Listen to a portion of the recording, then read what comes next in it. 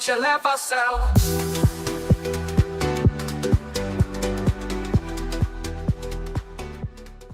Seja muito bem-vindo a mais um episódio do Eleva Som, esse podcast que a gente ama e a gente ama levar para vocês papos, né, legais, que faz o quê, Natan? É o som da conversa que te eleva ao céu. E olha, hoje você recebe na sua casa um papo muito legal com esse convidado maravilhoso, que nós somos fãs demais, né, Natan? Você tá doido. É o convidado mais especial que já chegou aqui até agora. Ele está balançando a cabeça falando que não, mas porque ele é o nosso diretor espiritual, Natan. Nós já falamos muito sobre ele aqui, né?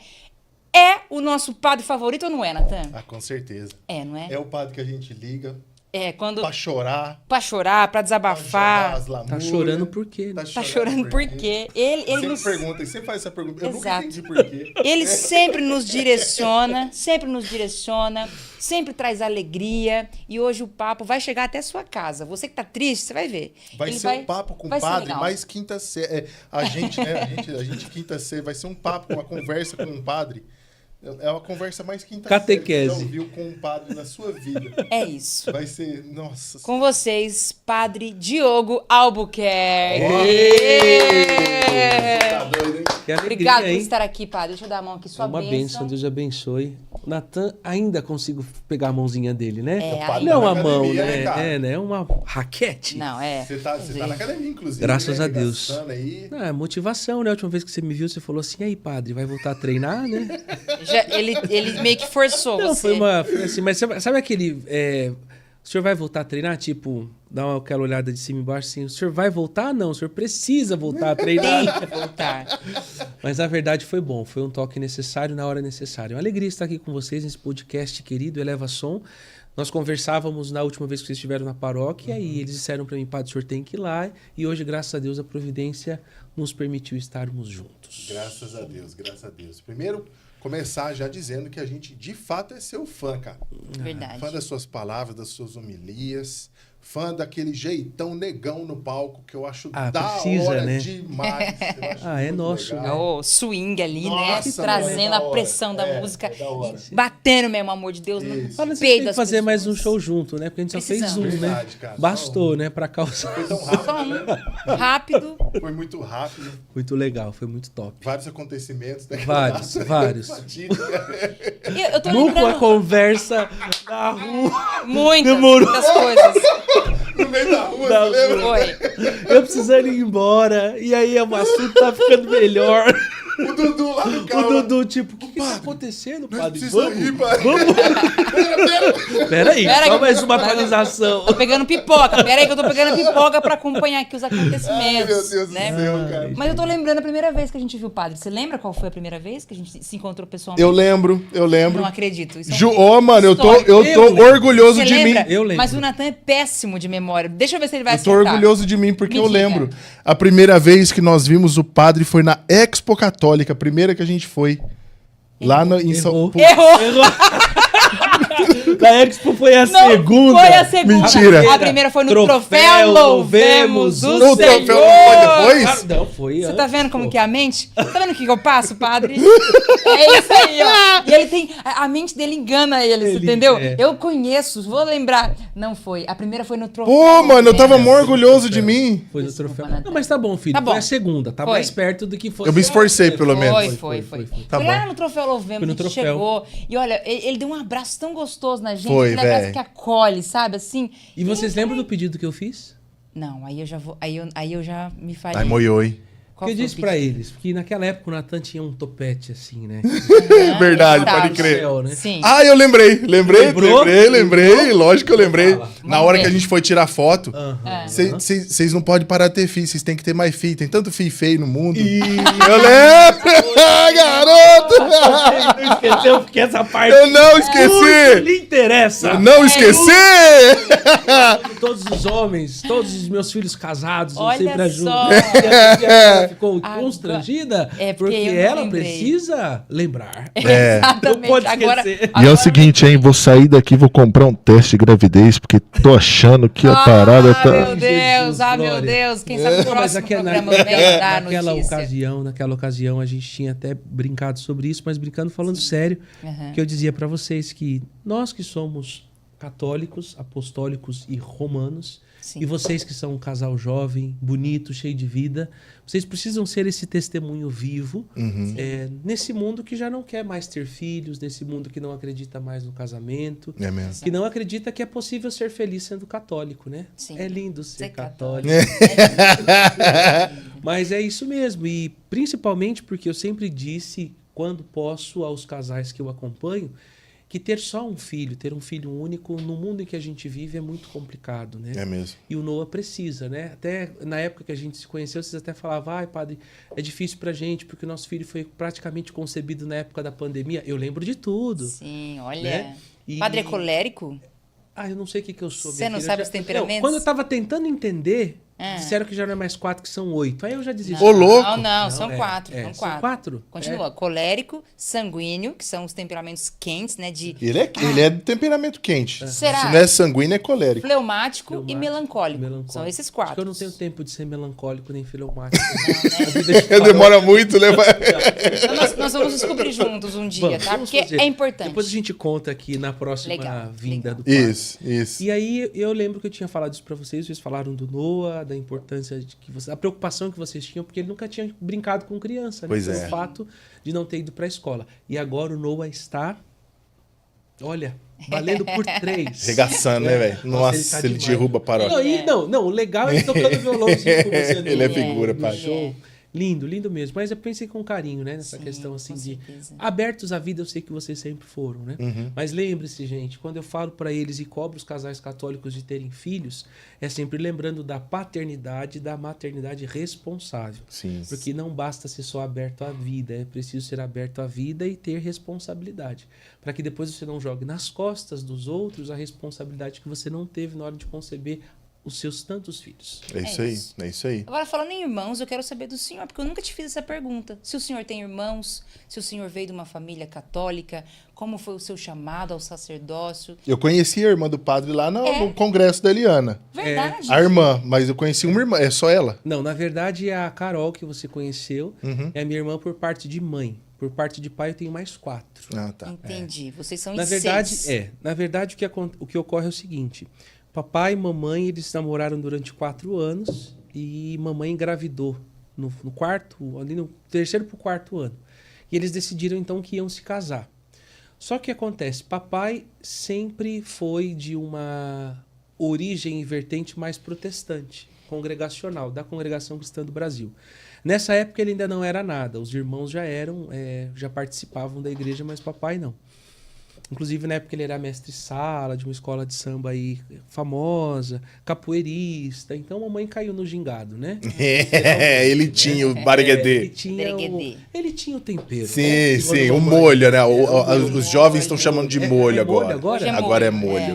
Eu tô tão fora. Nós também. Nós está acompanhando só pela rede social. Natan tem um irmão adolescente, tem 16 anos. Então chega algumas coisinhas chegam. Me atualiza. É o molho. Um sumário pra mim. É o molho. Da semana pra eu conseguir falar. Acho que os pais também passam por isso. E aí, então, papai e mamãe tinham já planos de se casar. Só que daí, próximo do casamento, mamãe descobriu que o papai tinha uma outra mulher nas mesmas condições que ela, né? Também esperando pelo casamento e tal. E mamãe teve a brilhante ideia e a corajosa ideia de dizer assim, se assim é antes do casamento, depois vai ser pior, né? Então ela tomou a decisão de não levar adiante o relacionamento. E a partir disso, então, há essa separação, rompe-se, né? Papai e mamãe, eles deixam de viver juntos. E mamãe decide, então, que ela ia ter o filho sozinha, né? E nesse período vem a etapa mais difícil da minha vida, por quê? Porque papai, por ser tão jovem, tão imaturo, por não ter talvez o conhecimento que hoje ele tem, e mamãe também por ser a filha caçula de 4 irmãs, de um casamento de 11 filhos, tradição mineira, então vovô e vovó tinham um jeito mais raiz de resolver as coisas. Então, eles tomaram a decisão de fazer um aborto, né? Papai quis resolver de forma mais rápida a questão. Ele falou, então, olha, já que a gente vai cada um seguir sua vida, é melhor a gente não deixar nenhum vestígio. Ou seja, eu não vou conseguir seguir minha vida sabendo que eu tenho uma responsabilidade. Então, eles tentaram, né? Mamãe tentou por 3 vezes, tomou 3 injeções na época. E nada aconteceu com a criança, depois tomou algumas garrafadas. Porque sabe que mulher sempre tem aquela amiga do crime, né? Exato. Você sabe que você Sim. tem aquela sua amiga que pode te levar para o céu, mas tem aquela que tem sempre a receita do alternativo. É né? a receita do capeta. Pra não cair no podcast. Então, essas amigas de mamãe recomendaram a ela tomar chá de canela, não em pó, mas canela no pau, como diz, né? De tomar garrafada, de ir para a clínica de aborto. E graças a Deus, depois das injeções, quando mamãe percebeu que nada acontecia com a criança, então mamãe ficou um pouco mais receosa, né? Depois, lá na frente, eu vou entender o porquê desse receio. Mas eles chegaram até ir numa clínica de aborto, né? Depois das vacinas. E aí, quando eles estavam na sala esperando para acontecer, o papai começou a ver algumas coisas, alguns objetos que tinham lá, e ele se apavorou e eles acabaram vindo embora. Vejo também com muito vontade de Deus, né? Então eu sempre digo que eu sou um aborto, graças a Deus, que deu errado, né? É isso. Graças a Deus. Graças a então, Deus. depois o papai segue um outro rumo, casa-se com aquela que é a esposa dele até hoje, e tem mais 4 filhos. Sim. Então eu sou o mais velho, né? Dos que eu conheço. Eu não sei se essa outra gravidez que mamãe disse que o papai tinha em curso se vingou, se eu tenho um irmão que eu não conheço, que possivelmente seja da minha idade ou seja um pouco mais velho. Mas dos que eu conheço, eu sou o mais velho. Tá, entendi. Aí depois, você tem a Carol, que é... Aí tem a Carol. A Carol é minha irmã por parte de mãe, né? Carol, que você conheceu no Congresso da Eliana, e eu tenho mais 4. A Juliele, a Stephanie Ellen, a Júlia e o Júlio. Né? Por que a Stephanie Ellen? Porque a Stephanie Ellen, ela veio para causar. Ah, é? Né? A Teté, né? A gente É chama ela mesmo? de Teté, né? É a segunda. Na verdade, a Juliele é muito parecida comigo. A Teté já é um pouco mais sisuda. Depois veio o Julinho, né? E a Júlia. Todos são muito inteligentes, né? Então a Carol está terminando agora o doutorado dela em biologia. A Juliele é médica. A Stephanie é advogada. O meu irmão Julinho começou a fazer arquitetura, mas o sonho dele sempre foi ser da polícia. Aí ele passou no Barro Branco, então é oficial da polícia. E a Julinha está na Alemanha, é enfermeira, foi terminar os estudos dela lá. Olha são inteligentes e eu fiquei padre. Mas isso é uma família grandiosa, né? Você tá doido, cara? Todos ali, todos os médicos. Pois é. E me conta, qual foi o momento, assim, nós queremos saber, talvez o Natan já até saiba, né? Porque o Natan conversa muito com o senhor. Porque é aquela coisa, né? É amizade real. Nós é bem parceiro, né, padre? Sim. Nós é parça mesmo. Mas eu quero saber, o senhor desde criança sempre soube que seria padre? Ou Nunca quis. nunca quis? Deus me livre. Nunca quis ser padre. Nunca quis. Nunca passou na minha cabeça ser padre. O que o senhor, quando criança, pensava em ser o quê quando crescesse? Então, acho que como toda criança, a gente vive aqueles sonhos que são muito além da nossa realidade, porque a gente ainda não consegue mensurar o que é real, o que não é. Sim. Então, quando eu era criança, eu sonhava em ser médico, já sonhei em ser jornalista. Depois, na época que eu jogava basquete, sonhava em ser jogador de basquete, porque a minha geração viu o Dream Team do Chicago Bulls, né? Nossa, eu vi, eu acompanhei tudo, né? Grila. Então, assim, eu vibrava ali. Então, a nossa emoção não tinha TV aberta, né? Isso passava na TV, aliás, TV fechada, como tem hoje, stream, essas coisas. Era TV aberta. Eu lembro que passava na Bandeirantes, NBA. E era uma coisa doida. Então, eu sonhei em ser jogador de basquete. Depois, eu sonhei em ser professor, mas padre nunca esteve no meu radar, até porque eu não vim de uma família que participava da igreja. Os meus pais não iam na igreja. A minha fé e o meu desenvolvimento mesmo da igreja se deu por conta da minha avó, falecida recentemente, né? Então, ela que me ensinou a rezar, ela que me deu os primeiros passos, as primeiras orações. E aí eu comecei a participar da igreja com 9 anos de idade, né? Com 9 anos. Tanto que esse ano eu faço 40. E eu celebro, né? Tanto que um dos projetos que depois a gente pode falar que eu terminei de gravar chama-se Tributo, justamente por conta disso. para celebrar esse tempo todo de vida de igreja, de vida com o Espírito Santo. Porque tudo se deu com Nossa Senhora e com o Espírito Santo na minha conversão. Né? Eu sou fruto de uma novena de Natal. Então não fui num retiro, não foi aquela experiência de batismo no Espírito Santo, primeiro amor. Não, o meu primeiro amor se deu ali, olhando Jesus na manjedoura, porque eu era muito viciado em... E eu descobri ontem, inclusive, que o Jaspion faz 40 anos. Então nós nascemos no mesmo ano, né? Você então, gosta de action figure pra caramba, né? Eu sou da geração do Jaspion, Changeman. Então eu amava os bonequinhos e que gostava de ter aquilo. Na época que eu era pequeno, tinha também uns que não tinha marca, mas era tipo um exército. Então, eles viravam a perninha, faziam os gestos. E eu era viciado naquilo. E quando aquelas senhoras chegaram com um bonequinho, porque na minha cabeça era um bonequinho, eu não sabia que era o Menino Jesus, eu fiquei olhando para aquele boneco. E o que mais me chamou a atenção é porque aquele boneco era diferente de todos os meus bonecos. Primeiro, que ele estava quase pelado. Segundo, que ele estava sorrindo de braço aberto. Meus bonequinhos eram todos sisudos, mão armada, né? Mas por que esse boneco tá desse jeito? E eu fiquei... as coisas de criança mesmo, né? Eu fiquei olhando para elas rezando. E assim, eu tava amando a novena, porque foi uma novena. Porque naquele dia minha avó mandou ir pro mercado. Eu tive que comprar um monte de coisa. Tinha pão, rosca, doce. Eu não sabia o que era novena, mas eu tava gostando. Porque tinha tanta coisa pronta. Imagina, minha avó mineira... O católico é fera pra comida, né, velho? Pela barriga. Que delícia. A nossa fé afetiva passa pela boca, né? Crer. Porque toda ocasião pro católico é a ocasião de a gente fazer... O que a gente vai comer depois, né? A gente faz algumas coisinhas. A gente se reúne pra rezar, pra fazer alguma coisa, mas já tá pensando no after, né? Lógico. Sim. E aí foi desse jeito. Então eu não sabia o que era novena, mas já estava amando por causa das guloseimas que vovó tinha preparado, né? Mineira de forno e fogão mesmo, fazia tudo que vocês imaginam, né? Não era alfabetizada, mas tinha muitos dons. E aí eu comecei a olhar para aquele boneco e eu não via a hora de acabar aquilo porque eu queria comer. E aquelas senhoras com bolinha que subia, bolinha que descia, bolinha que subia. Eu nunca tinha visto aquilo. Eu falei, meu Deus, a única bolinha mais próxima que eu já tenho tido contato era de gude, né? Então, e não sobe, aquilo acaba e subia. E quando eu achava que estava acabando, subia mais um pouco, descia mais um pouco, aquilo não acabava.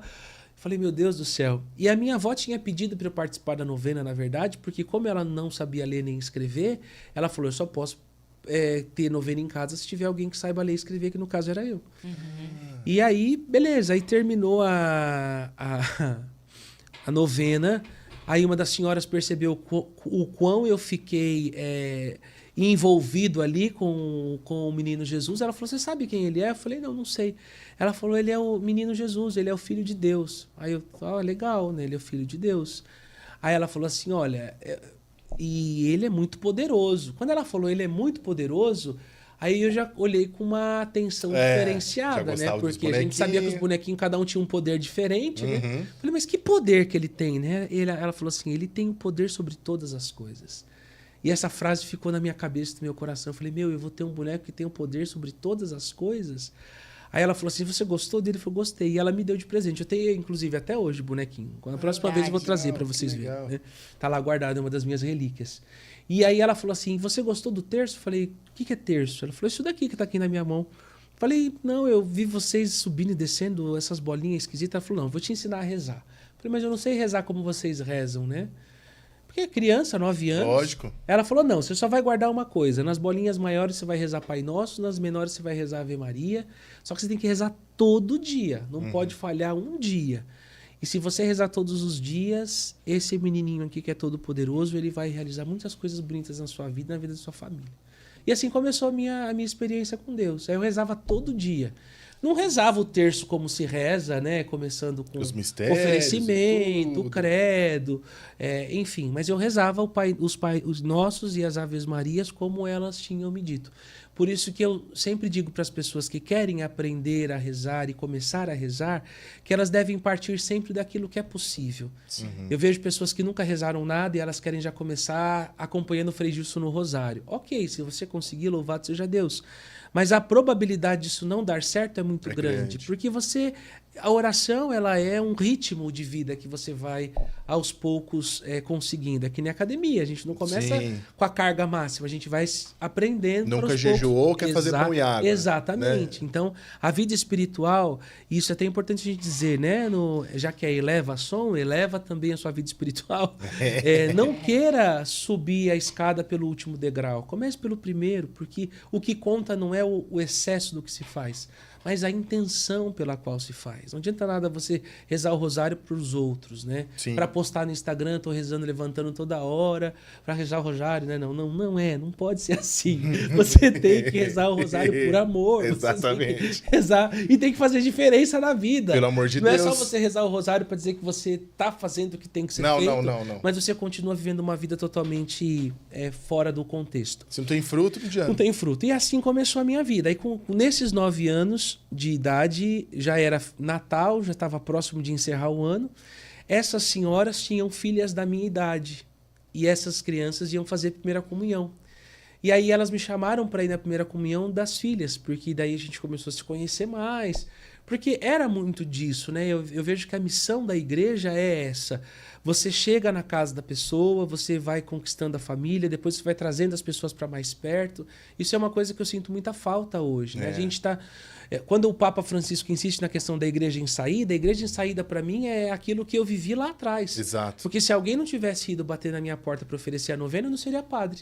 Sim. Pois é. Entendeu? Então, quantos outros padres podem surgir, quantas outras famílias podem surgir de uma iniciativa tão simples, né, como essa? O protestante, ele tem isso nas células e tal, mas foi uma cultura que talvez foi até trazida do próprio catolicismo. Né? A gente se aprende rezava da muito gente, terço porque o que acontece? Hoje em dia, nós não temos mais formado as pessoas para a consciência de que ser cristão é fazer apostolado. É isso mesmo. As pessoas acham que ser cristão é você ter lá o seu compromisso de ir para a igreja toda semana. Também. Mas a nossa vocação como batizado, ela só se realiza se a gente cumpre o mandato de Jesus que está lá no Evangelho de São Mateus. Ide por todo mundo, anunciar o Evangelho a toda criatura e batizar-os em nome do Pai, do Filho e do Espírito Santo. Então, assim, como que eu posso mensurar se eu estou vivendo bem o meu cristianismo? Pelos frutos que essa minha experiência está dando. Quantas pessoas com a nossa vida a gente tem evangelizado? Porque se você não tiver essa preocupação e você só se contentar em ser alguém que vai à missa todos os finais de semana, na verdade você comungou com qual finalidade? Né? Para que você recebeu a força de Deus, que é o próprio Jesus? Para poder chegar e trazer mais pessoas para Ele. Então, ser cristão é apostolado.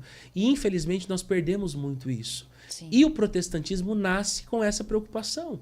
Eles querem trazer mais pessoas para Deus, mais pessoas para Deus. Então, a gente se contenta em perder. O protestante, não. O protestante, ele não se contenta em perder. Se você vai no culto dele uma semana e na outra você não tá, ele vai na sua casa. Ele vai. Ele vai querer saber o que aconteceu, ele vai querer saber por que você não veio. E ele vai ficar insistindo com você, porque para ele, alma tem valor, não tem preço.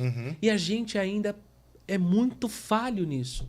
E eu tenho tentado na minha paróquia colocar esse ardor missionário no coração das pessoas. Por quê? Porque os meus próprios paroquianos, e um abraço a todos eles, Paróquia Nossa Senhora da Esperança, em Bragança Paulista. A paróquia mais acolhedora do Brasil. E é verdade, viu? Porque nós já estivemos lá, já cantamos lá. São acolhedores mesmo. E é paróquia de vocês também, né? Sim. É paróquia de vocês. É nossa. Então, eu tenho tentado colocar isso no coração deles, porque eles falam assim, padre, a gente não entende, o senhor não cansa? Não, eu canso também, eu quero tirar férias, eu quero descansar.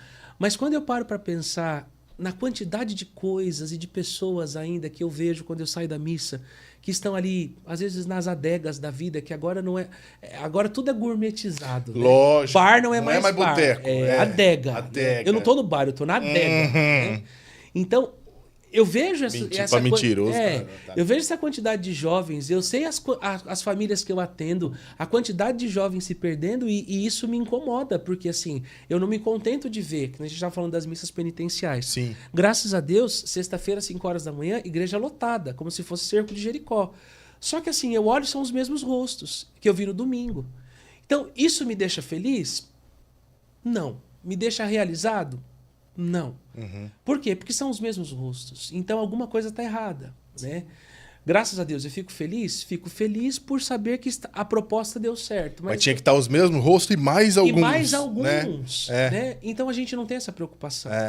E graças a Deus essa família teve. E depois eu comecei a fazer novenas também, escondido dos meus pais, porque minha mãe nunca quis que eu fosse de igreja. Porque na cabeça dos meus pais, assim, a gente tem que lutar para ser alguém.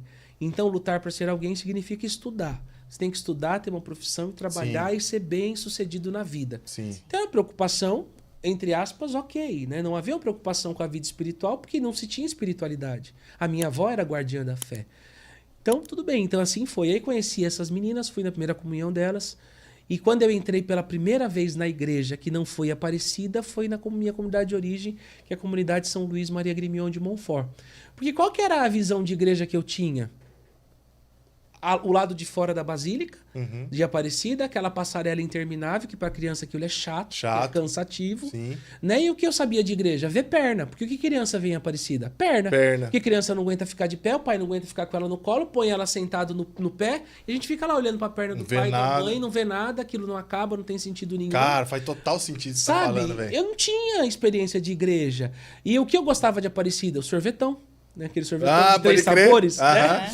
Então era a alegria, a feirinha. Então Aparecida para mim, igreja para mim era aquilo. Então a primeira experiência de igreja que eu fiz, de entrar numa igreja, foi na primeira comunhão dessas meninas. Uma comunidade muito simples, né? O chão de terra, cadeirinha de plástico colorido, um monte de letrinha pendurada assim, seja bem-vindo, né? Recortadinho. Cortadinho assim. Então assim, muito simples.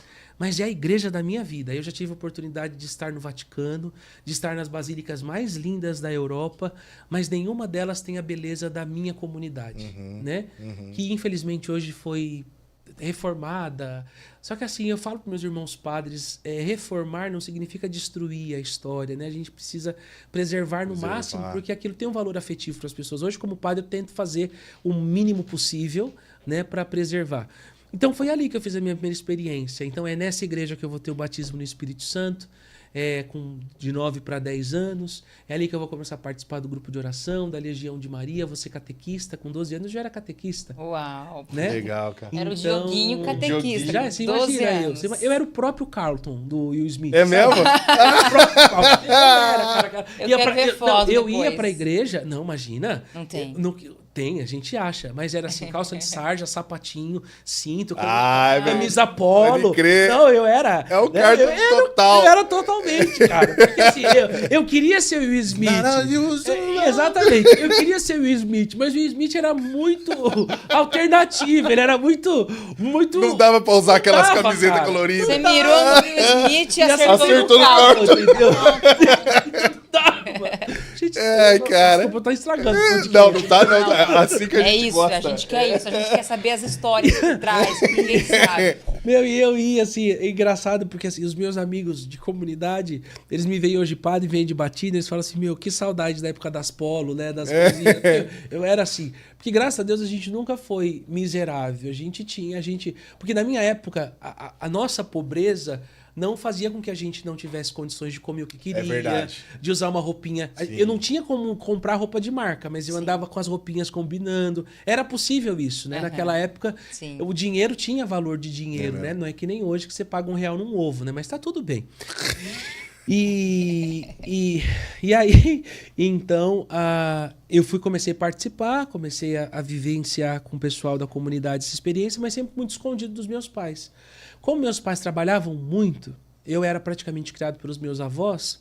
Vô e vó é aquela coisa, né? Que passa o pano, que organiza. Pra você não, eu não podia ir pra rua, minha mãe não deixava. Porque ela falava que rua não era lugar de gente direita. Né?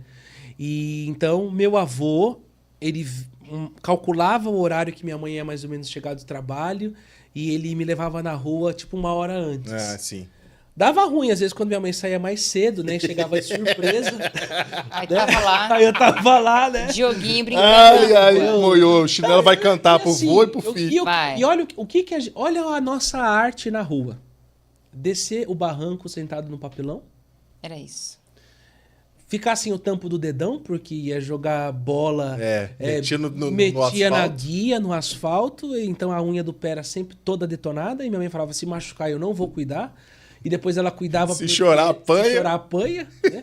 E tinha uma coisa chamada mertiolate. Você que não é Nutella. de 85 pra cá, você não sabe o que é. Porque o seu mertiolate hoje ele não arde. O mertiolate de hoje é diferente. Ele foi feito pra não arder. Mas o nosso... Quando eu me machucava, não doía o machucado. Você sabe que, olha... Doía quando minha mãe vinha com aquele vidro. Que ela levantava assim, aquela coisa lá. A alma saía do corpo, eu já falava assim, vai doer. Padre, você sabe que eu não tive essa fase do mertiolate, mas o meu é mertiolate que fala, né? Mertiolate. É diferente. Meu pai tinha um álcool. Esse álcool ele existe já há umas até hoje, há várias décadas, gerações. Exatamente. Um monte de mato dentro. Exatamente.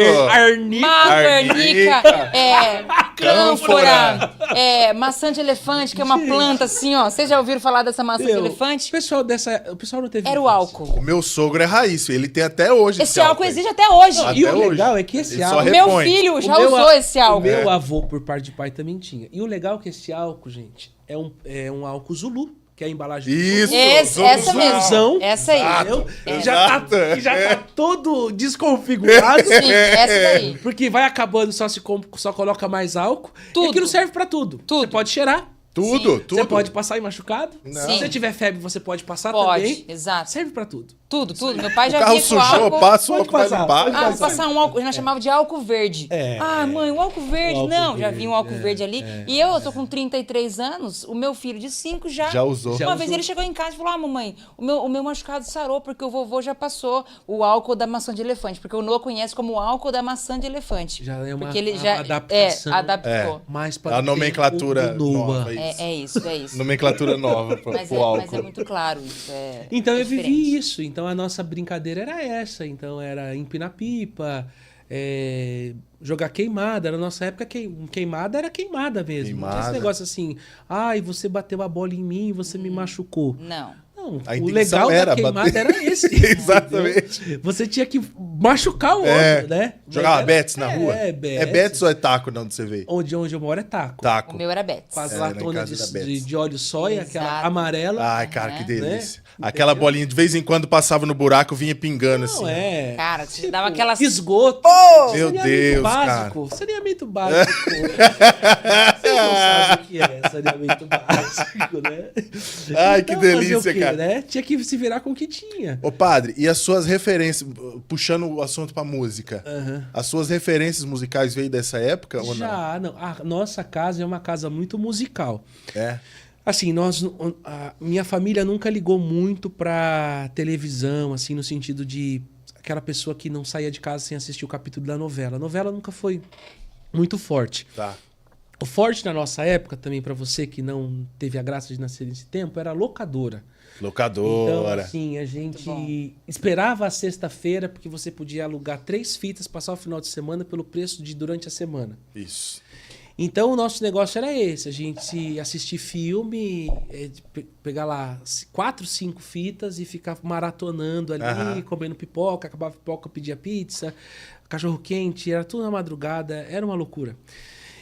E música, né? Só que assim, da parte do meu pai, é tudo que você imagina do sertanejo raiz. Sim. Então, Trio Parada Dura, Cascatinhano, João Mineiro e Marciano, Tonico Tinoco, Irmãs Galvão. Liu e Léo, Zique Zeca. Tudo que você imagina, tudo. E eu lembro até hoje, nós tínhamos em casa um Panasonic, que tinha vários botões assim, que você virava tec, tinha uma vitrola em cima do Panasonic, que colocava os LPs, os long plays, né? E mamãe era o avesso, né? Mamãe era música internacional, então era Dana Summer, Barry White, James Brown, Whitney Houston, Commodores, Carpenters, Elton John, tudo que vocês imaginam de internacional, do R&B, do pop, era a mamãe. Né? Olha só, deu uma bela mistura. Mistura boa, né? Graças a Deus. Na minha época não tinha... Eu não vou falar o nome, que da outra vez que eu vim no podcast do Guto, eu falei quase deu ruim, né? É mesmo? Mas não tinha essas coisas que tem hoje, né? Que você junta tudo, não dá uma coisa, entendeu? Então, assim, era música boa. Você ligava o rádio, você também tinha rádios específicas porque você gostava de ouvir. Então, assim... quando cansava dos LPs, a Tupi dava a marca do dia, né? Pode crer. Tupi FM, né? Tupi Então, FM. a minha memória afetiva de acordar cedo não era nem tomar banho para ir pra escola, porque isso não tinha opção de não tomar, né? Não tinha. E de não ir. Esse negócio, meu filho tá com febre, ele não vai hoje na escola. Não tinha isso. Tá Minha mãe falava assim, põe um AS debaixo da língua e rapa, some, entendeu? E era assim. Sim. Piolho, esses negócios. Pegava. Mordida em escola. Na minha época tinha a botinha do Rambo, não podia ir com a bota do Rambo, porque a gente arregaçava a canela de todo mundo. Porque Qual que era a botinha do Rambo, que eu não tô lembrando? A botinha do Rambo era uma bota meia... tinha a marrom, a preta e a meia exército. Só que o cano dela na frente era tipo de operário. Ela tinha um ferrinho na frente, que era do Rambo, né? Era do Rambo, né? Então vinha o kit, vinha uma faquinha de plástico, a fitinha do Rambo que colocava assim clássica. E a botinha, entendeu? Essa época acho que eu não peguei. Entendeu? Não, é que você tem 33, né? Você é um pouquinho mais pra frente. Mas tinha, aí foi proibido levar as crianças irem com a botinha do Rambo, porque imagina, qualquer coisa. Foi brincar de passou, levou. A gente queria de estrear a botinha do Rambo. Lógico, pô. Todo mundo. Você imagina. Eram 30 moleque com a mesma botinha. Meu Deus, mano, que regaço que devia ser na escola, cara. Então eu chegava com as canelas. Roxa, a minha não chegava roxa. Ela chegava de outra cor, porque roxa não ficava. Mas sempre chegava com hematoma, entendeu? É lógico. Aí as tias mandaram um comunicado: não mande, não compre mais essa bota, porque essa bota tem causado estrago, né? E aí era aquela coisa, chutava menino, menina. As meninas não conseguiam chutar, elas mordiam, né? Então era uma fase... Uma guerra danada na escola. Enfim.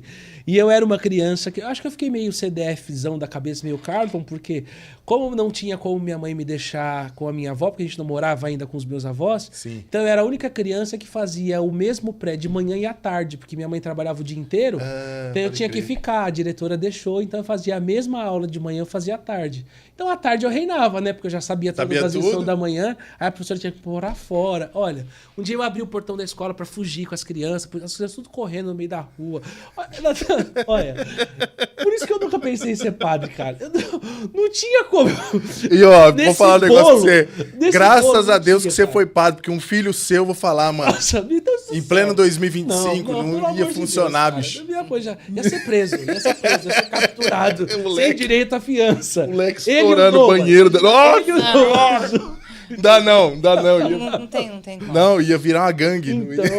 Então eu venho desse bojo. Só que, assim, você vê, a gente tá falando dessa parte lúdica, mas a gente vivia na igreja um período muito rico. Porque eu tô no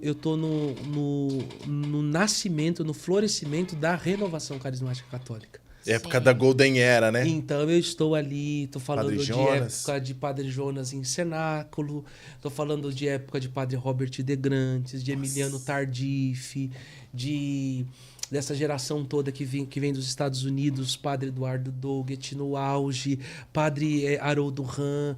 Então, referências fracas você tinha. A gente ia, já se ouvia falar da tia Laura ainda estava viva. Não se tinha ainda canção nova como se tem hoje, mas já estava começando um movimento já do Barracão de Sapé. Então, era uma efervescência, era uma coisa assim diferente, extraordinária, assim. Eu me lembro de na minha infância ter vivido assim coisas assim que até hoje eu não me emociono com saudosismo, porque eu acredito que o Espírito Santo ele tem o seu movimento para cada tempo, mas de ver coisas extraordinárias. Eu vi coisas extraordinárias. Então, o que me motiva a acreditar e fazer essa geração do worship entender que renovação é mais do que isso, não criticando o worship, né? Mas dizendo assim que isso é uma das possibilidades, não é a única para nós. Mas eu vi muitas coisas acontecerem com um violãozinho muito mal tocado, com a mesinha que nunca afinava, e uma pessoa que não era cantora, mas era ministra de música. E quando ela ministrava e ela cantava, as coisas aconteciam. Sensacional. Né? Do padre não deixar a gente rezar, a gente ser proibido de rezar, ser proibido de adorar. e a gente tá ali na porta da igreja querendo entrar e olhando o sacrário pela fresta e querendo adorar Jesus, e a tampa do sacrário abria assim, fazia buf, né, misteriosamente, e abria, a gente vê o Santíssimo, que era a nossa maior alegria, de ver pessoas chegando nos encontros, nesses grandes cenáculos, na cadeira de rodas, sem a cadeira de roda nas costas, de ver as pessoas que não enxergavam enxergar, enfim, ver os milagres mesmo, né? Foi um tempo muito, muito, muito, muito bom. Então, eu fui formado nessa época. Então, assim, você ia para um acampamento, você tinha na primeira pregação o Padre Jonas, na segunda pregação você tinha o Padre Léo, na terceira pregação você tinha, dependendo do acampamento, um Padre Roberto Litieri da Toca, e de quebra, um momento de oração ou adoração com o Padre José Augusto. Então, assim, era muita coisa. Então, você tinha... Olha pra você ver, na época que eu ia na Canção Nova, você tinha no microfone 1 Eugênio ou Nelson, microfone 2 Dunga, microfone 3 Flavinho, microfone 4 Ricardo Sá, microfone 5 começando ali Eliana Ribeiro. Olha só. Que doideira, né, cara? Então assim, não tinha como dar ruim. Não tinha. Qualquer um que saísse... Não, meu amigo. Continuava, entendeu? Era isso. Eu chamo essa época de Golden Era, porque é mesmo, acampamento de música, Padre Jonas pregava, né? Então assim, Eugênio pregava. Então, você... Martim Valverde, sabe? Você vê um show ao vivo do Martim Valverde. Ele contar pra você como ele compôs a música Graças Pai por causa do filho dele que tinha uma necessidade especial. Ele contar como ele compôs Ninguém Te Ama Como Eu. Ele cantar em espanhol, o Eugênio cantando em português. Então, assim, foi um tempo de muita graça. De muita graça em vários aspectos. Então, eu acredito que eu fui agraciado por ter vivido tudo isso, de ser um guardião dessa época, não com saudosismo, como eu volto a dizer, mas como alguém que sabe que é possível fazer diferente. Sim. Né? E nesse bojo todo, quando eu tenho ali por volta de 12, 13, 14 anos, aquela primeira fase da adolescência, eu começo a sentir que Deus quer algo mais sério de mim. Só que nunca tinha passado pela minha cabeça ser padre, porque ser padre para mim era algo muito distante da minha possibilidade, porque eu sei do barro que eu sou feito. Então eu nunca vou ser padre, nunca. Tanto que antes de entrar para o seminário, eu tinha sido chamado para ser ministro extraordinário da Sagrada Comunhão e eu não quis aceitar, porque como que a minha mão vai tocar Jesus, como que a minha mão vai... Não tinha essa possibilidade para mim, né? Se eu tocar Jesus, eu entregar Jesus para alguém, eu não tinha isso para mim. Vamos fazer só uma pausa aqui, porque chegou um negócio aqui, meu amigo. Chegou um cafezinho que tá... Olha, gente, eu vou te falar, viu, cara? O cheiro tá bom, hein? Se você acha que... Filma, Tati! Tati, vem aqui, Tati. Filma, Tati. Obrigado, viu? Você tá obrigado. Se você acha que comer escargot fino, tá cheiroso, você não sabe o que é tomar café no Brasil de 2025. A hora que veio esse cheirinho na porta aqui, eu vou falar, velho. Não precisa de mais nada. Tati, eu não faço parte... ele pediu açúcar, eu não faço parte do clã. Nossa, que Nutella, mano. Você precisa de conversão. Você tem 33 ora por ela, ora por ela. Você é de 90 mesmo. Eu não usei mertiolate, só usei o álcool verde. Só o álcool de coração do elefante, é isso? Maçã de elefante. E aí, você vê, por exemplo, que tudo isso que a gente viveu... Eu sabia que Deus queria alguma coisa mais forte de mim, só que querer alguma coisa mais forte naquela época, para nossa geração, é assim, Deus quer que eu seja da Canção Nova. Mas é porque era a referência que tinha, né? Tinha. Sim. Shalom já existia, só que Shalom existia lá no Nordeste. Lá no Nordeste. E não tinha celular. Gente, porque assim, hoje eu vejo as pessoas falarem para mim assim, e aqui eu tô falando com você mesmo, que dá desculpa. Eu não sei ler a Bíblia. É mesmo? Eu não... Cara, nessa época, para você ter uma pregação, você tinha que escolher se é pra Canção Nova, ou você comia um pão de queijo, ou você comprava um cassete. Meu amigo.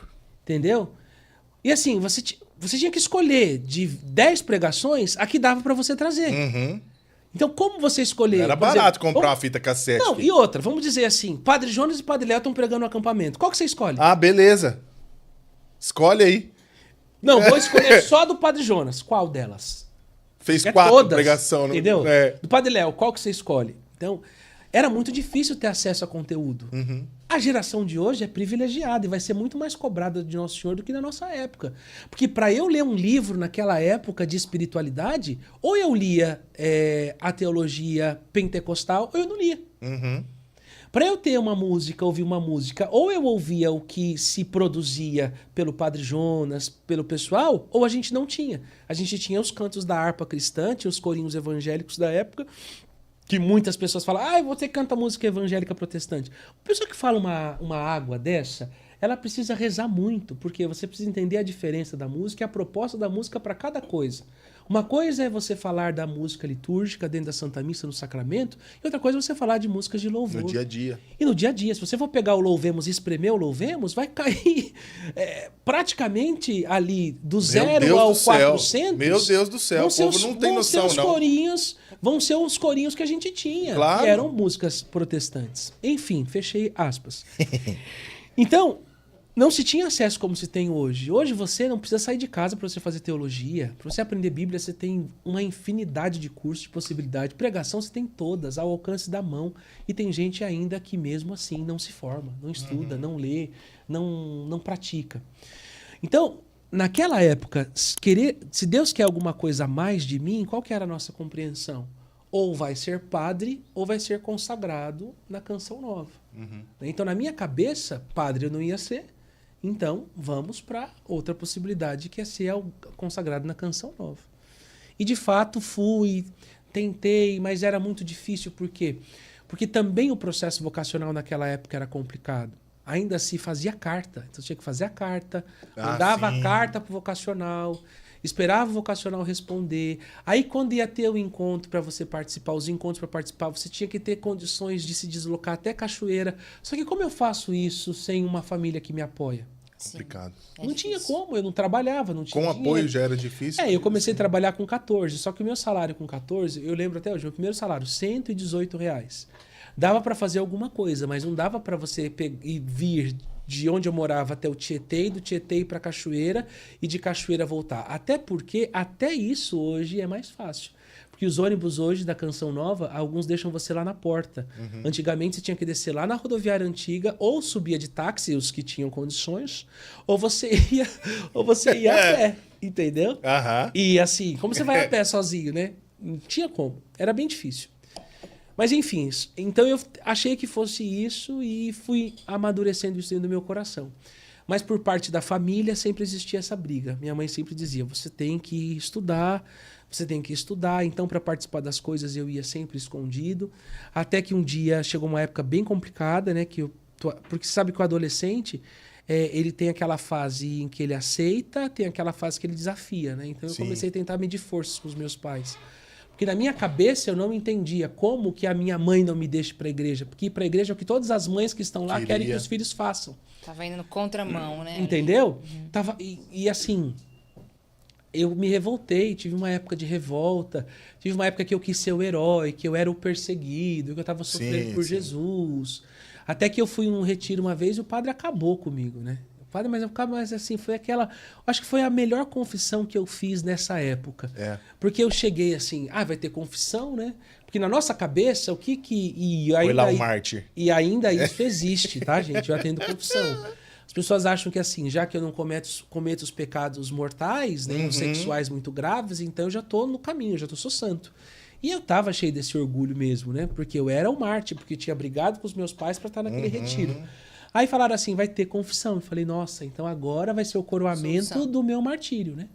E eu fui. Nossa, Natan e Vivi. Descascou. Eu sentei, aí tal, comecei, aí já com aquela falsa piedade, né? Padre, tá muito difícil para mim estar aqui, porque o senhor não sabe o quanto que eu tô sofrendo para poder estar nesse encontro. E o padre... O senhor já, de idade, foi me vendo assim, sofrer? Por quê? Porque eu tive que... O senhor não sabe a batalha que eu passo na minha casa? Aí ele falou, por quê? Seus pais te espancam? Eu falei, não. Todas as respostas... Não, chicano, né? Do tic-tic. Aí ele falou assim, então, sofrer? Eu falei, porque eles não querem que eu venha à igreja... eles querem que eu estude e eu briguei com eles, enfrentei eles, porque eu tenho que sofrer por Jesus e eu estou aqui por causa disso. Aí o padre deu aquela arrumada no óculos, né? Que eu faço essa. Essa é a pausa dramática da confissão. Conte-me, você tá assim com a cabeça baixada, assim, ouvindo, porque eu não gosto de constranger os penitentes. O lugar da confissão é o confessionário. Mas nem todos os lugares tem. Então, quando eu não tenho, eu abaixo a cabeça para não constranger, para eu poder me concentrar também no que eu estou ouvindo. E aí, quando você percebe que é uma pessoa tipo o que eu era na adolescência, eu faço aquela pausa dramática, dou uma olhada assim, dou aquela arrumada no óculos.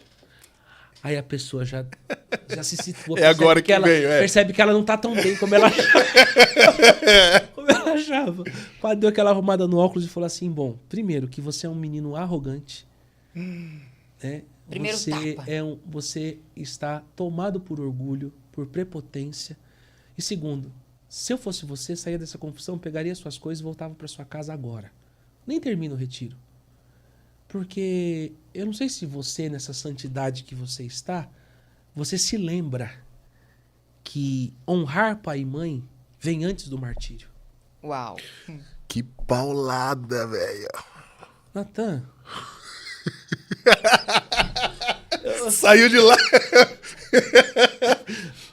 Eu não tinha o que falar. Não, vai falar o quê, cara? Você tá doido? Nossa. Não tinha. Eu tinha o quê? 16 anos? Olha o nível.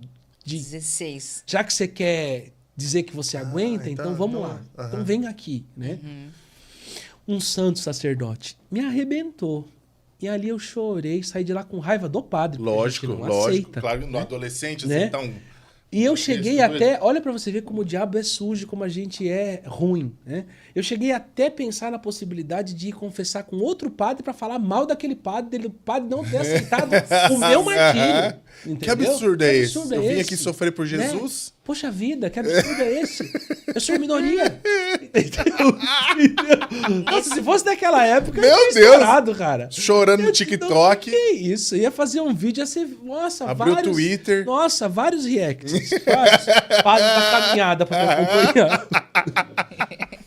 Padre, Meu você viu Deus, que cara. Chegou até uma bolachinha aqui, ó, se você quiser. Manda, Uma manda bolacha também. gostosa, Nossa, viu? depois eu vou É nessa. aquela bolacha amanteigada, Nossa, bem então. gostosinha. É Pode gostoso, comer é uma por gostoso. enquanto aí com esse Uma. café maravilhoso. O pessoal aqui, lembrando que o pessoal aqui da Santo Flow TV, ele sempre nos acolhe muito bem, né? Tanto a gente verdade. quanto o convidado.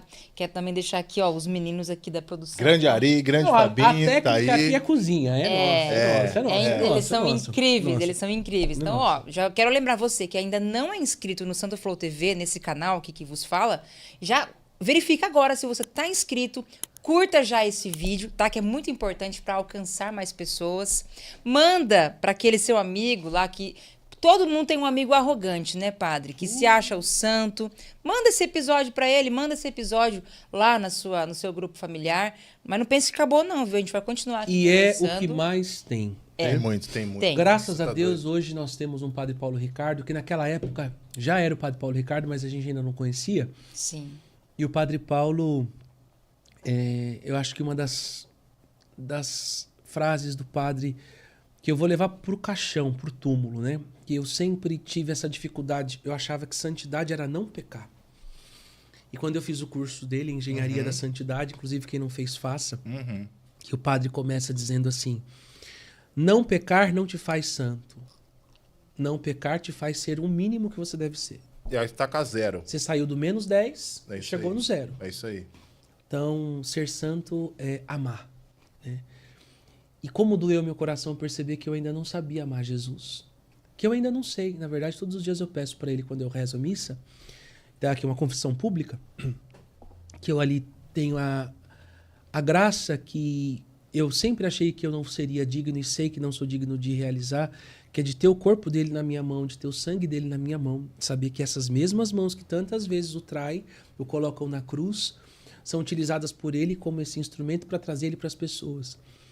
Então, quando eu tomo ele ali nas minhas mãos, eu sempre peço para ele: Senhor, eu sei que eu ainda não sou o que eu devo ser, mas uma coisa eu te peço todos os dias: me ensina a te amar como o Senhor merece.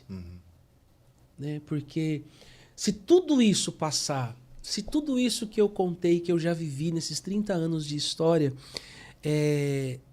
tivesse que ser apagado, a única coisa que eu pediria: que o Senhor não me deixe morrer sem pelo menos por algum instante na vida te amar como o Senhor merece. É só isso que basta, Natan. O resto é resto. Porque essa foi a dor do coração de Pedro. Quando Jesus pergunta para ele, tu me amas, Pedro? Pedro, ele responde que ama, mas ele sabe que ele não conseguiu e que ele nunca ia conseguir pelas suas próprias forças amar Jesus como Jesus merece ser amado. Porque por mais que a gente faça, a gente ainda sempre vai estar em déficit pelo tanto do que ele nos ama e do que ele nos dá. Então isso sempre foi e tem sido uma preocupação para mim. Porque chega uma hora em que o não pecar acaba sendo uma arma de Satanás para nos fazer com que a gente pense que a gente está no caminho certo. Né? Porque você fica ali naquela sua zona de segurança e você fica assim, bom, eu já superei esse pecado. Quando você começa a enumerar os que você superou, você já caiu, né? Você já está tomado pelo orgulho, pela vaidade, tem que começar de novo. Sim. E nisso me ajudou muito os padres do Opus Dei, a quem eu agradeço muito, a São José Maria Escrivá pela graça, pelo carisma que ele deixou para a igreja, porque com a obra eu tenho aprendido, todas as vezes que eu tenho a oportunidade de participar dos recolhimentos, que a santidade real ela se mostra no cotidiano. Né? Então, nessa época eu não imaginava ser padre, porque na minha cabeça o padre não era uma pessoa a mais, né? Eu estava vivendo aquela fase que todos nós já passamos pela conversão, de achar que a verdadeira santidade é uma santidade desencarnada. Sim. Que o meu corpo é ruim, que o meu corpo é mau e que tudo que o meu corpo sente, tudo que o meu corpo é, precisa ser desprezado, precisa ser colocado de lado. Então eu estava nessa fase quando eu levei a bordoada. E aí, como todo jovem da minha época, eu sempre entendi que trabalhar era o caminho, né? Já que estudar para ser alguma coisa era o caminho, trabalhar também. Então eu sempre trabalhei, desde os 14 anos. Terminei o ensino médio. Quando terminei o ensino médio, fui fazer a minha primeira experiência de trabalho fora da escola, porque com 14 eu comecei a ajudar na escola. Então eu estudava de manhã, à tarde eu fazia curso técnico, na primeira parte da tarde, depois eu treinava e depois do treino ficava na secretaria da escola. Passava o dia inteiro na escola. Isso me ajudou muito, me formou muito também, né? Aprendi muitas coisas. E aí, tudo bem.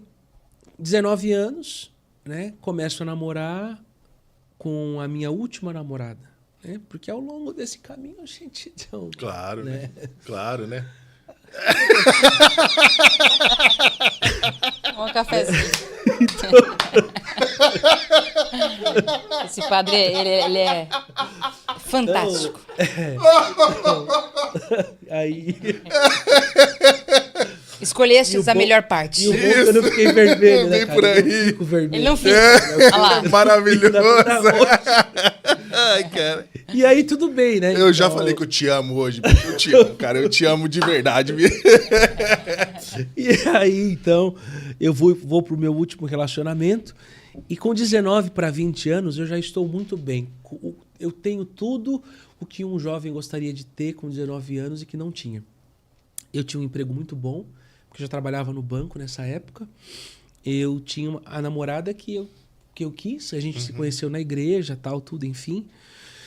Eu tinha feito o vestibular, tinha conseguido bolsa, uma universidade muito boa aqui em São Paulo, chamada Mackenzie.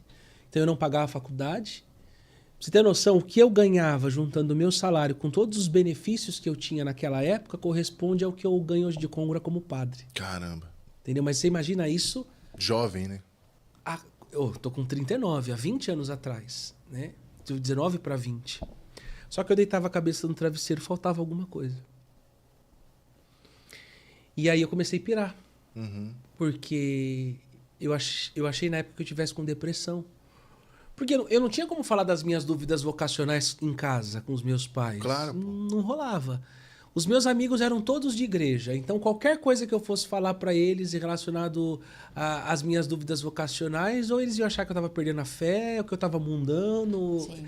Era assim, todos nós já passamos por essa crise. A gente só precisava de alguém de fora que nos desse um parâmetro e uma visão diferente, uma visão acerca do que eu estava vivendo, do drama que eu estava vivendo. É isso. Não tinha como procurar também alguém que não conhecesse a minha realidade, porque na cabeça de quem via de fora, eu estava realizado em tudo, então eu não podia estar daquele jeito. Né? Se hoje é difícil você dizer das suas dores para alguém, imagina há 20 anos atrás, onde não se tinha a clareza que se tem hoje de saúde mental, de cuidado, de depressão, dessas coisas todas. E eu achei que eu tivesse realmente depressivo. E fui pro médico. Aí fui pro médico, e o médico falou, olha, você não tem depressão, você não... aparentemente você é uma pessoa normal, né? Não tem nada depressivo. Você é uma pessoa que muito religiosa, talvez a busca da resposta que você precisa tá lá, não tá aqui, tá lá. E esse tá lá do médico foi... Porque assim, ele não era alguém da igreja. Ele era um médico, né? Ele era um médico, cara. E não era um médico qualquer, era um psiquiatra. Né? Que eu cheguei no consultório dele... Oh, meu Deus. Ele tinha uma garrafa de coca assim no chão e um canudo que ligava e ele assim... Então... Meu Deus. E eu falei, se ele falasse que eu tenho alguma coisa, eu ia me preocupar. Você não tem nada. Entendeu, cara? O cara tomando uma cena de perna longa. Assim, e eu falei assim, bom, que bom que eu não tenho nada. Porque se ele falasse que eu tenho alguma coisa, eu tô lascado.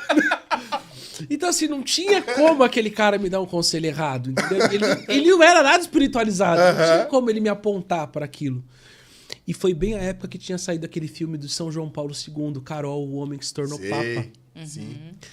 E eu assistindo aquele filme, algo que me chamou muito a atenção é que ao longo da vida de São João Paulo II, uma das marcas que o acompanhou foi justamente a paz. Né? Então, quando ele precisava discernir alguma coisa, ele sempre procurava, mesmo diante dos conflitos, buscar a paz. Deus está na paz. Né? E aí eu lia o Evangelho, nos Evangelhos da ressurreição do Senhor, e quando o Senhor chega ressuscitado, ele nunca chega cobrando nada, nem dizendo nenhuma saudação, a não ser a paz esteja convosco. Então, a paz é a marca da presença do ressuscitado. Então, ali o Espírito Santo já disse para mim, tudo que você tiver que discernir e decidir daqui para frente, o sinal de que é meu será a paz que você vai sentir. Nesse período eu conheço os salesianos, eles foram fazer uma missão na minha paróquia de origem, e como a minha referência de padre era o Padre Jonas, e sempre foi, eu fui ler a biografia do padre. E no livro dele, Vocação, Desafio de Amor, que se você não conhece, leia, é muito bom. O padre conta aqui da história vocacional dele, que ele foi salesiano. Eu falei, putz, então é isso, né? Tá aqui o caminho, vou perguntar para algum salesiano. Só que eu só tinha lido a parte boa da história do Padre Jonas com os salesianos. Eu não tinha lido que ele tinha sido perseguido, que ele tinha que sair, ele ser o Padre Jonas. Né? Tudo bem, tá bom. E aí fui falar com o Padre Tadeu, tal. Na época, o Padre Tadeu, falei das minhas angústias, falei do Padre Jonas. Ele falou, olha, é bom falar muito desse padre, vamos por outro caminho, né? Eu não tinha entendido ainda na época. Foi um padre importante, tal, mas teve alguns problemas, beleza. E aí, já que o Padre Jonas foi salesiano, então eu fosse salesiano também. E aí foi o que eu precisava, porque o Padre Tadeu, ele foi naquela época, para mim, ele foi assim a presença de Deus mesmo, o Deus que me acompanhou, o Deus que cuidou de mim. Por quê? Porque ele me levou a uma experiência, não de encontro vocacional, mas ele me levou a fazer o que eles chamam de projeto de vida. Sim. Então ele falou assim, ó, tudo que você está me dizendo é uma demanda muito grande, eu não vou conseguir resolver numa conversa. Porque a gente tem essa ideia, né? E, por favor, não faça isso com o padre. Não queira resolver a sua vida numa conversa. Eu sei que a sua dor é importante, mas a sua vida não se resume a uma conversa. Existe uma história por detrás da sua dor, existe uma história por detrás da sua própria história. Não viva uma conversão, essa conversão de retiro, sabe? Que é muito perigosa. Você querer mudar do 8 ao 80, demais, né? Sem saber, sem ter... E eu acho que isso é muito perigoso nos tempos que a gente vive, porque hoje você pode fazer um retiro sem sair de casa. Né? Sim. E isso pode ser muito complicado. A importância da direção espiritual de alguém que te acompanhe, que te oriente, é real. Os santos não foram santos sozinhos. Eles sempre tiveram alguém que os guiaram. E nessa época o Padre Tadeu foi essa luz para mim. Porque eu comecei a ter encontros com ele quinzenais, aos sábados. E nesses encontros ele não falou para mim que eu ia ser padre, mas ele me fez revisitar toda a minha história, ao ponto de que eu cheguei a concluir que na verdade eu não ia ser, eu já tinha nascido. Porque Deus já tinha me feito padre. Né? Eu só não tinha ainda entendido que isso era para mim, porque eu estava criando do padre uma imagem fantasiosa do que o padre nunca foi. Tanto que o meu lema de ordenação sacerdotal traduz muito isso. O meu lema é tirado da primeira carta de São Paulo aos Coríntios, capítulo 10, versículo 15, que diz, eu sou o que sou pela graça de Deus, né? Então eu sou padre pela graça de Deus. Eu não sou padre porque eu sou especial, eu não sou padre porque eu sou isso. Não, eu sou padre pela graça de Deus. Porque se não fosse a graça de Deus, e se não for a graça de Deus, eu não sou padre, eu não me sustento padre, eu não permaneço padre. Então, quando o padre Tadeu me fez enxergar isso, que eu não ia ser um super-herói, mas que eu ia ser uma pessoa, né? Que ia contar com a graça de Deus até o fim da vida para salvar outras pessoas, eu falei, então eu caibo aí. Eu me encaixo aí. E aí é quando eu começo a olhar para minha vida, para minha vocação, uma outra perspectiva. E aí então o padre diz para mim, hoje eu vou te levar na sua casa. Eu falei, por que você vai me levar na minha casa? Né? Não tinha ido, tá chorando por quê? Né? Eu falei assim, não, mas na minha casa não. Minha mãe não gosta de padre, minha filha não. Mas eu quero te levar na sua casa. E aí eu lembro que nós chegamos em casa às 11 da manhã e o padre saiu de casa às 11 da noite. Ficou sentado na mesa de casa. Ali ele almoçou, a gente tomou sobremesa, tomamos café da tarde, ali a gente chorou, ali ele fez com que os meus pais entendessem tudo que tinha dentro de mim, e ali eu entendi também tudo que tinha dentro da minha mãe, porque que e eu ouço da minha mãe assim, eu lutei contra a igreja todos esses anos porque eu sabia que um dia Deus ia vir prestar contas daquilo que eu fiz quando eu tentei te tirar. Caraca. Então eu sempre lutei contra a igreja porque eu sabia que um dia, que você não era meu, porque se você fosse meu, eu tinha conseguido ter acabado com a sua vida com aquelas vacinas. Como eu não consegui, então como mãe eu já sabia que você não era meu. E então quando eu comecei a ver você indo muito para a igreja, eu sabia que você era dele, que ele ia vir querer te tirar de mim. Cara, isso é forte, entendeu? Velho. Então assim, Deus do céu, pense o Noah chegar e falar um negócio desse para você. Meu Deus do céu, cara. Então, assim, essa ligação minha com a minha mãe, com a minha família é muito forte por causa disso. E graças a Deus que é assim, né? Tanto que os meus pais moram comigo e eu vou fazer que eles morem até o fim, enfim. Porque para mim honrar pai e mãe é isso. E também é uma proteção para mim, né? Eu acho que os padres viverem sozinhos é muito complicado, muito arriscado. Então, foi assim que eu então me abri a possibilidade de ser padre. Eu acho que do aqui para frente fica para o próximo podcast. Porque infelizmente o nosso tempo tá estourado. Mas assim, que lindo, padre. Que linda sua história. Eu vou ter que conversar com o Guto, velho. Vai ter que esticar. Mas olha, antes da gente finalizar aqui com vocês, esse episódio maravilhoso que nos fala tanto, né? Tenho certeza que você sentiu a voz de Deus daí. Eu quero que o padre, antes de deixar os contatos, porque o padre, para quem não conhece, é um padre que canta também, que leva e não o ministério. Canta pouco não, viu, querida? Meu Deus, canta maravilhosamente bem. Eu quero que você fale bem rapidamente, assim, sobre esse projeto que o senhor tocou no assunto aí. Legal. Que gravou. Tributos. Os tributos. Quando que vai ser lançado. Aí a gente já vai encaminhando pro Nós final. tivemos agora, recentemente, a gravação do tributo. O que é o tributo? A nossa fé ela é memorial, né? Memória é memorial. E eu fiquei pensando, poxa, esse ano eu faço 40 anos. Diz que a vida começa aos 40, né? Porque eu não saio mais 200, né? A possibilidade de não sair 200 é maior do que de sair, né? Exatamente. E para sair 200 você tem que fazer 100, né? Porque até 99 só entra, né? Então já é uma fase, você já terminou a subida e agora você vai começar a andar na reta, né? E eu falei, eu tenho que comemorar isso, eu preciso celebrar isso de alguma forma. E vendo o cenário do que hoje a própria igreja, a espiritualidade e com receio também de morrer o que me fez ser quem eu sou, falei, eu preciso contar essa história para as pessoas, eu preciso eternizar o que foi a minha história com o Espírito Santo. Muito bom. Então eu escolhi 10 canções que fizeram parte dessa minha trajetória nesses 30 anos, né? Desde a primeira canção que eu ouvi e cantei do Espírito Santo no grupo de oração, até a minha primeira composição do Espírito Santo, que é a música Clamamos. Então é uma linha do tempo, onde eu vou contando a minha história com o Espírito Santo e cantando o que cantaram para mim, o que fez com que eu tivesse esse contato, essa experiência com a pessoa do Espírito Santo. Bem legal isso aí, hein, cara? Gostei disso aí. E não vai ser só do Espírito, né? Porque ao longo dessa trajetória eu também fiz a experiência de Deus com as músicas de adoração. Eu também fiz experiência de Deus com as músicas de Nossa Senhora. Então teremos algumas outras edições do tributo. Então o tributo possivelmente vai sair agora, nós vamos lançar das 10 faixas. Possivelmente teremos algumas que serão singles e a outra será condensada num EP. Tá. Para que a gente possa também ter estratégia dentro do mundo digital, vocês sabem bem como que é isso. Então nós vamos trabalhar dessa forma. Mas a ideia é que saia ali próximo de Pentecostes, para que as pessoas possam fazer essa experiência com o Espírito Santo. Nossa, massa. Muito legal. Vem, Pentecoste.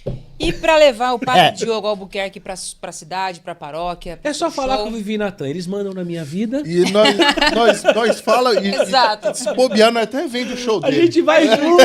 Leva os dois, Padre Diogo, Vivi e Natan. Eu falo assim, contrate uma dupla e ganhe um padre de brinde. Pô, velho. É isso. Vice-versa. É só falar com a Finutom Produções. É isso aí. Sempre vai ter o contato deles aqui, o nosso Instagram, o Instagram do Padre Diogo também, para você Segue seguir, a gente. acompanhar. Natan trabalha comigo, para quem não sabe, gente, Sim. porque além de ser esse amontoado de músculo, ele tem um cérebro. Tem um cérebro potente. Potente. Nem só de supino vive o homem. Meu Deus. Gente, arranja, toca, canta. Ele é demais. É marido da Vivi, Sim. pai do Noah e ainda um excelente designer. O web design, não sei como que chama isso. É isso. Faz de tudo aí. Então, muitas das coisas que vocês veem nas redes sociais do padre, é o Natan que faz. Então, se vocês quiserem contratar, contrate. Porque ele quer, né, ter mais filhos. Vai que tá grávida mesmo, Vamos aí lá, eu vou né, precisar gente? mesmo. Vai precisar. Mas, brincadeiras à parte, nós fazemos parte do mesmo escritório hoje, graças a Deus, da Finutom. É uma honra poder dividir isso com eles. Então, se quiser viver uma experiência com a gente, seja por meio da canção, seja por meio das pregações, dos retiros, é só entrar em contato. É isso. Padre, sua bênção. Deus abençoe. Muito obrigado por ter Eu que participado. agradeço. E eu espero, do fundo do coração, que a gente faça mais um desse aqui, Vamos cara. fazer. E desculpa aí se eu Não tem desculpa não. Foi porque maravilhoso. A minha natureza já é falar. Depois que eu me ordenei, agora eu tenho autoridade para falar. Exatamente. O Tem duro, que falar. o grande problema é que nós somos amigos. Eu acho que é um problema isso, cara. Porque o assunto roda. E a Vivi, coitada, ficava agoniada. A Vivi administra o cérebro. O cérebro do Natan não funciona assim, Mas eu Vivi. faço isso no dia a dia também, porque quando a gente sai para evento, eu tenho que ficar puxando, porque senão nós estaria no... Sabe o último evento? Sei. A gente estaria lá até hoje. Até hoje eu tava pregando lá. Conversando com o pessoal. Tava. E eu já fico puxando, assim. Depois vai chegar um tempo que a gente vai precisar de uma pessoa específica pra isso. O pessoal vai tirar foto com a gente senão... depois do show. Nunca é só uma foto. Eu sou a chata, padre. Ele é o legal, entendeu? Entendi. Mas por quê? A gente tudo tem que ter um começo, meio e fim, Mas né? agora, graças a Deus, a gente tem a Finutom pra eles serem o chato. Exato. É a melhor coisa, gente. Tem alguém que seja chato Fran. pra você. Beijo. Olha só, pessoal. Esse foi o nosso episódio, então eu também quero agradecer o padre, tá? O Eu padre que agradeço, muito especial Vivi. pra nossa vida. Sabe que eu amo muito vocês. E nós Tenho te muito amamos, orgulho de de coração. vocês. Amém. E o que eu disse pra vocês nos bastidores, continuo dizendo. O que faz vocês serem quem vocês são é, num mundo e num universo de iguais, vocês terem a coragem de ser diferente. Amém. Nunca deixem isso morrer. Amém. Né? Porque gente igual é muito chato. Né? Tenham a coragem de ser sempre diferente. Não disse melhores, porque isso pode nos tornar vaidosos. Sim, Mas diferente. no mundo de iguais, tenham a coragem de ser diferente. Amém. Amém. Assim Amém. seja. Então fique com esse conselho maravilhoso que você acabou de receber de Padre Diogo Albuquerque. E pesquise o que é mertiolate. Isso! Valeu, um beijo! galera! Até o próximo! Se inscreva aí no canal, hein? Já deixa o like e manda esse vídeo pra aquela pessoa que você E sabe. se segue você- nas redes sociais, hein? Padre Isso. Diogo Albuquerque. Inclusive, se você tá assistindo esse podcast até o final, deixe nos comentários pra gente saber. Vamos que você saber chegou uma até o final. palavra-chave boa. Isso. Mertiolate. Mertiolate. Mertiolate. Boa. Comente Boa. mertiolate. Vão enganar os sábios. Comenta aí, mertiolate. Do nada vai ter comentário. Mertiolate. Valeu.